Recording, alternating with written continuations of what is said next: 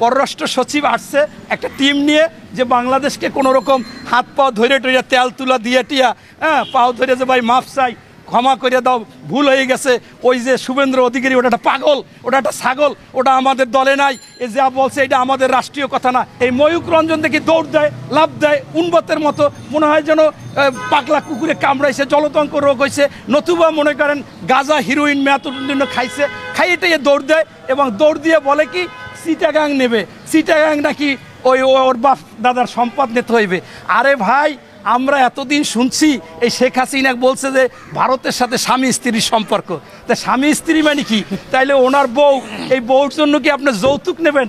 যৌতুক নিলে আপনি পাগল ছাগল তো জানেন যে শেখ হাসিনার সাথে তো আনুষ্ঠানিক বিয়ে হয় না, শেখ হাসিনা তো পালিয়ে গিয়েছে, পালিয়ে গেলে তারে আবার যৌতুক দেয় কেমনে? সেই যৌতুক কি সম্ভব? বা কোনো গিফট বা উপহার যৌতুক কোনো কিছুই সম্ভব না। যদি পালাইয়ে না যাইতো, মোদির সাথে যদি বাংলাদেশে আনুষ্ঠানিক বিয়ে টিয়ে হইতো, তাহলে বাংলাদেশের মানুষজন চিন্তা করতো যে কিছু একটা দেওয়া যায় কিনা। তো তুমি যে পাগল, এই ময়ূক রঞ্জন কিলি বলো যে চিটাগাং চলে যাচ্ছে, এই ফেনীতে এইখানে হবে। আরে ভাই আসো না, তোমাদের ট্যাংরি ভেঙে দেওয়া হবে, তোমাদের ভারতের অস্তিত্ব থাকবে না।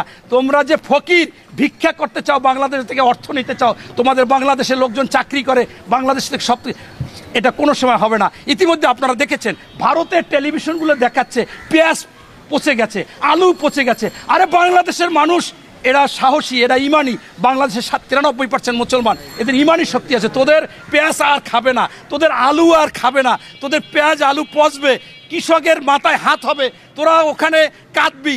অলরেডি কান্নাকাটি শুরু করে দিয়েছে, কারণ ওই পেঁয়াজ পচে যাচ্ছে, আলু পচে যাচ্ছে, তারা সরকারের বিরুদ্ধে অবস্থান নিয়েছে যে কেন তোমরা এই সমস্ত করলা।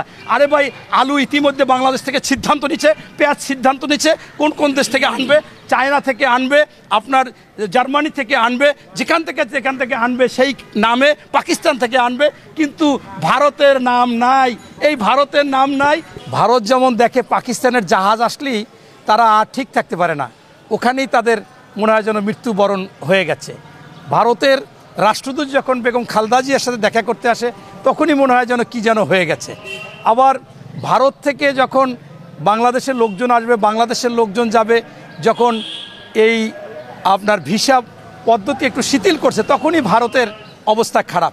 তাই আজকে আমাদের প্রধান উপদেষ্টার সাথে ইউইর 27টি দেশের 27 জন সম্মানিত রাষ্ট্রদূত যে আলোচনা করতেছেন, সেটা বাংলাদেশকে নিয়ে, বাংলাদেশের অগ্রগতি, উন্নয়ন এবং বাংলাদেশকে ঘিরে বাংলাদেশের পাশে তারা আছেন, বাংলাদেশের পাশে থাকবেন, ঐক্যবদ্ধভাবে তারা এই চিন্তাভাবনা করেছেন।